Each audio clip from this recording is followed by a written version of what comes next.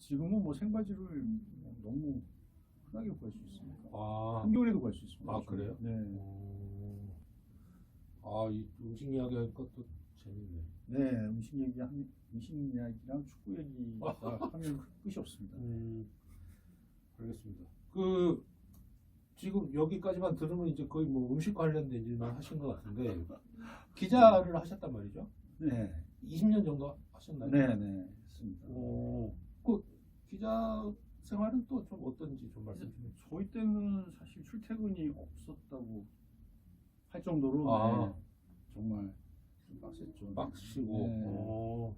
네. 그러니까 뭐 새벽에 출근하고 저녁에 늦게 퇴근하고 그리고 아예 아침에 못 나갈 것 같으면 기자실에 가서 잤습니다. 네. 아니면 회사에 가서 자든지. 그러니까 앉아서 잤죠. 그 개인의 삶이라는 건 그럼 거의 없었네요. 개인의 삶을 취하면 기자 생활을 할 수가 수가 없었죠. 없고. 그때는요. 네. 저는 뭐 구정 때도 나가고 그랬습니다.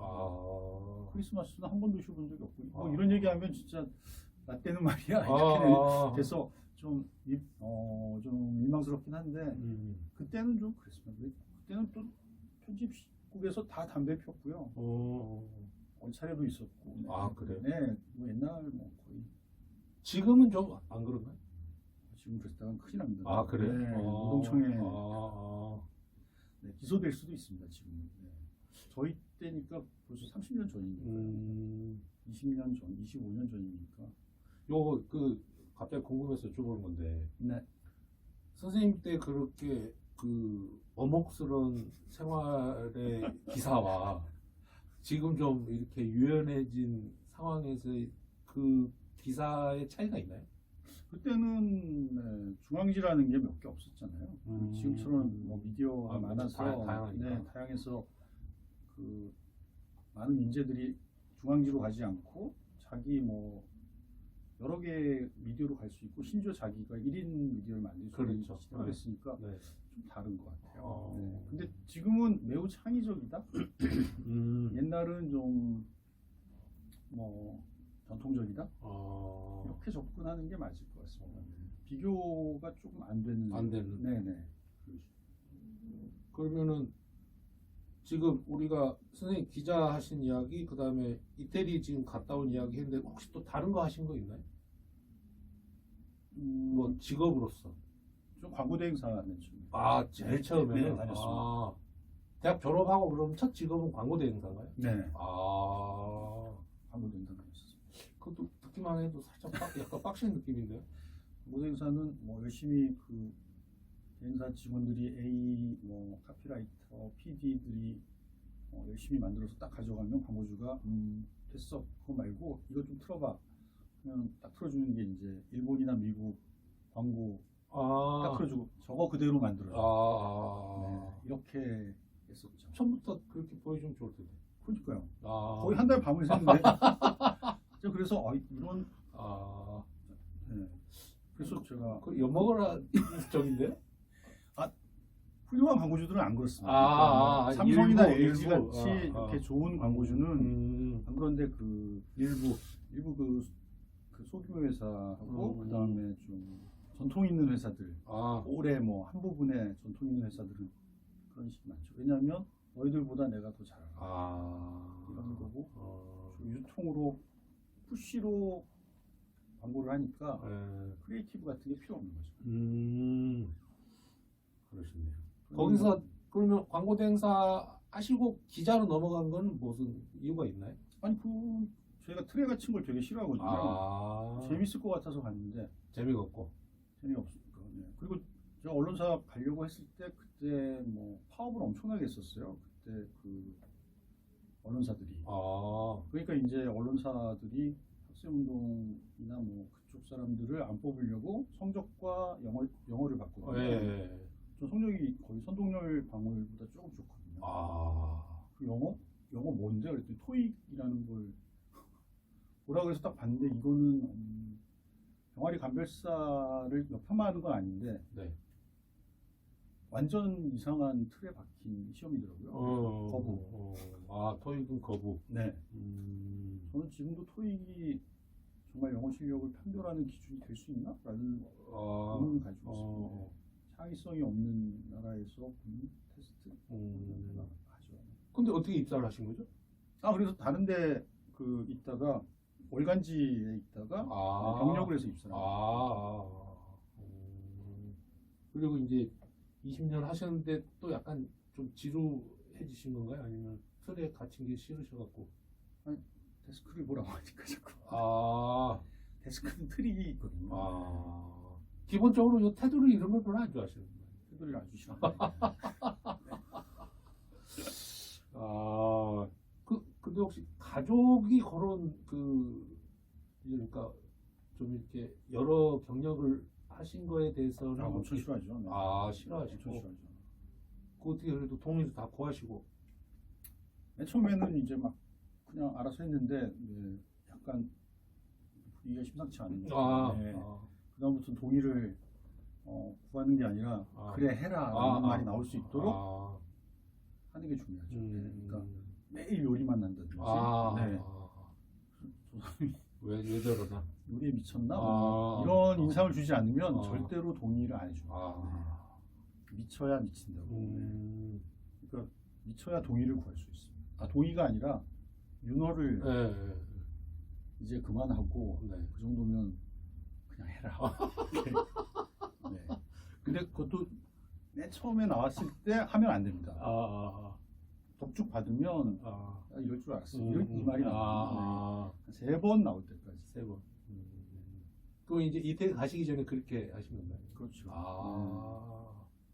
근데 그때 상관없이 그냥 마음에 그만뒀어요.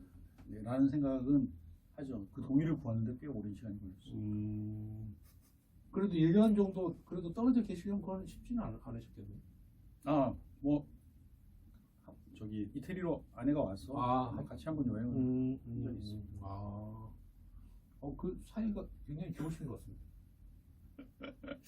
네, 뭐 귀신도 아는 귀신 만나. 새 귀신 만나봤죠. 그렇죠. 귀신도 아는 귀신이 낫다고 집사람이 그러니까 와이프가 늘 하는 말입니다. 뭔가 약간 저기 부처 같은 느낌인데. 네. 자, 부처로 만든 것 같습니다. 알겠습니다. 오늘 말씀 너무 재밌는데요. 근데 그러면 이제 지금은 주로 그러면 강연 뭐 이런 거 칼럼도 쓰시죠? 네, 칼럼하고 강연하고 있습니다. 근데 이제 그러면 그렇게 해가지고 예전처럼 기자나 이런 거 하실 때처럼 이렇게 고정 급여가 없으실 것 같은데. 그렇죠. 그거는 어떻게 좀 충당은 되시나요?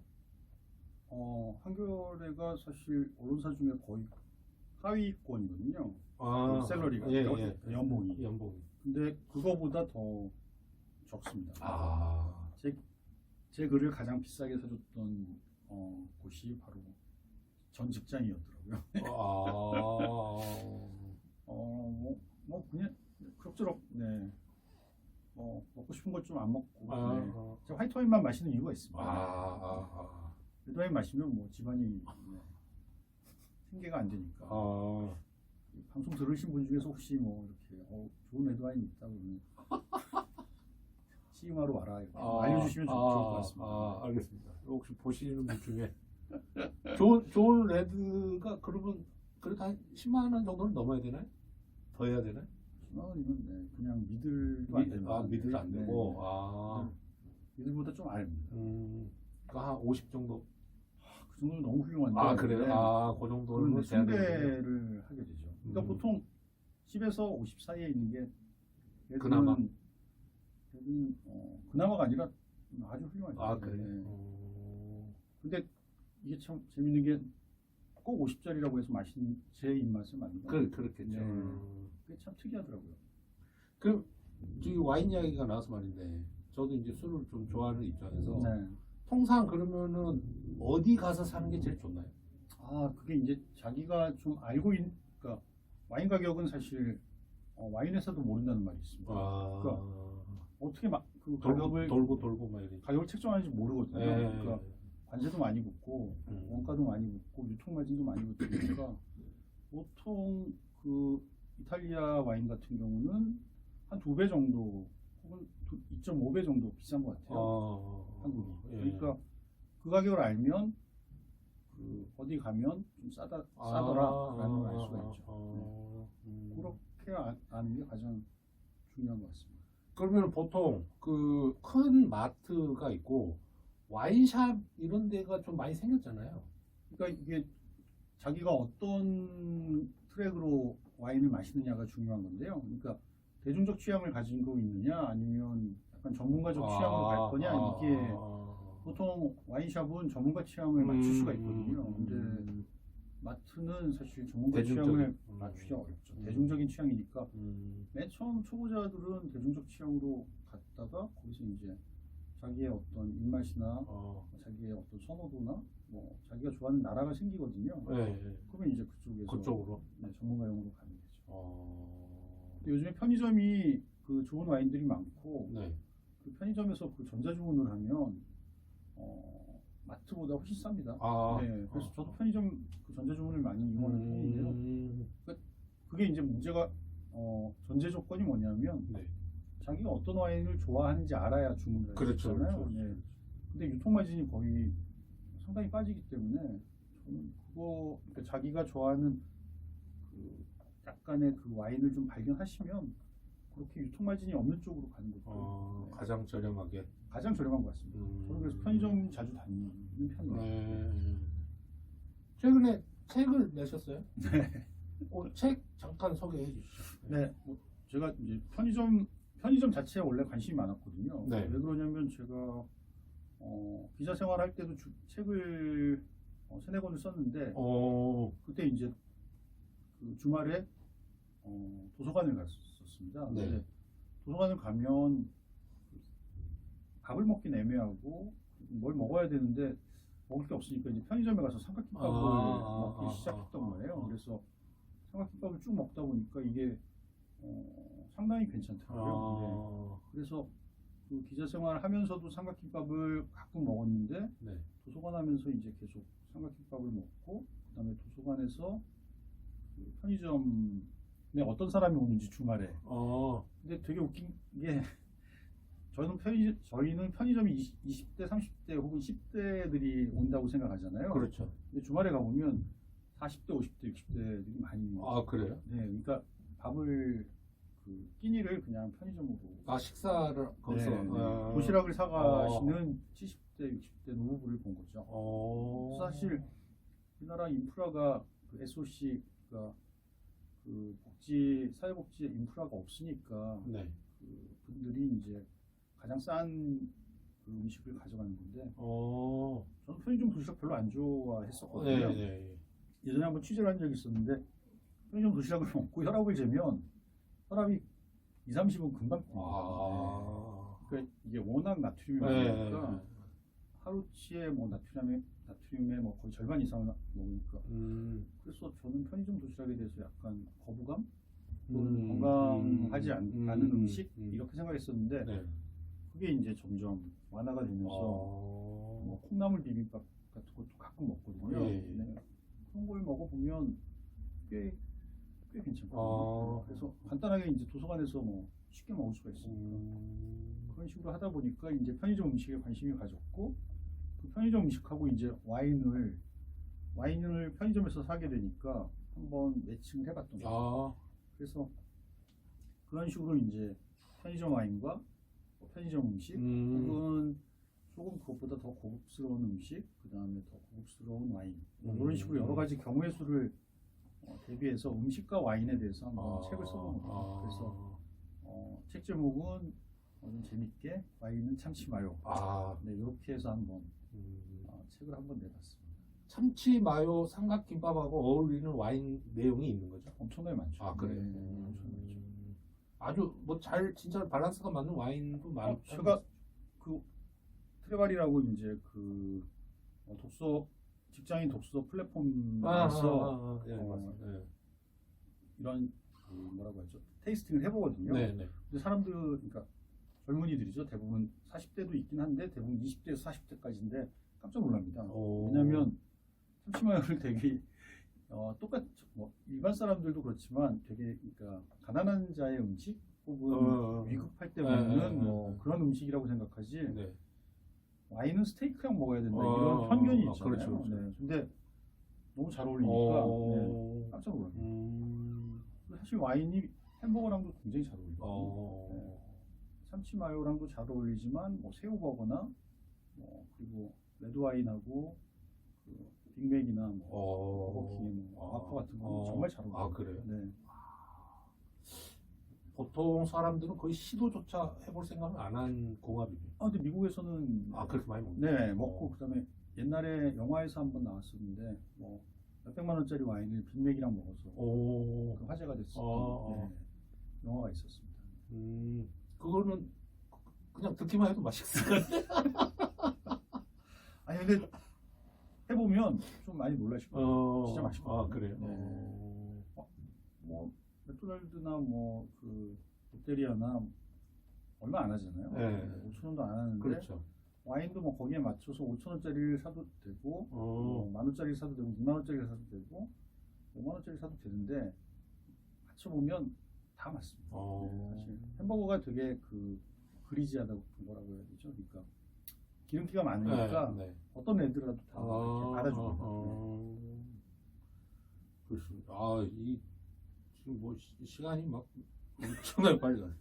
잠깐 햄버거랑 와인을 좀 하나 가져올 걸 그랬네요. 네. 그래서 6,000원짜리 와인이랑 딱 그 햄버거를 딱 먹어보면 이게 이래서 이렇게 매칭이 되는구나라고 아실 수 있는데. 이 술이야기니까 뭐 시간이 지금 저희 그 코너 하나 하고 가야 된다. 네. 우리 오늘 저기 게스트 선생님의 그 애창 혹은 애청곡이 뭔지 한번 말씀해 주시고 네. 왜 이 노래를 선정을 하셨는지 그 이야기를 조금 해주시면 됩니다. 그리고 그 노래를 한번 듣고 가겠습니다. 네. 그 맨 처음에 시작할 때도 퀸이 나왔는데요. 네네. 제가 퀸을 중학교 때부터 좋아했었거든요.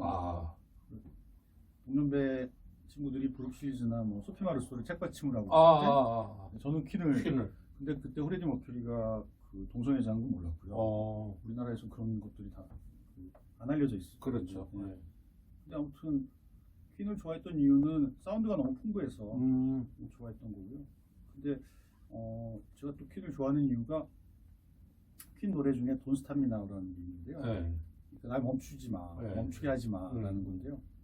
잘 아시겠지만 제가 40 넘어서 계속 요리를 하고 싶었는데 못했잖아요. 그래서 포기할 수는 없고 계속 하고 싶다. 그래서 퀸의 그 Don't Stop Me Now를 들어보면 정말 뭐 날아가는 로켓처럼 나는 달려갈 거야.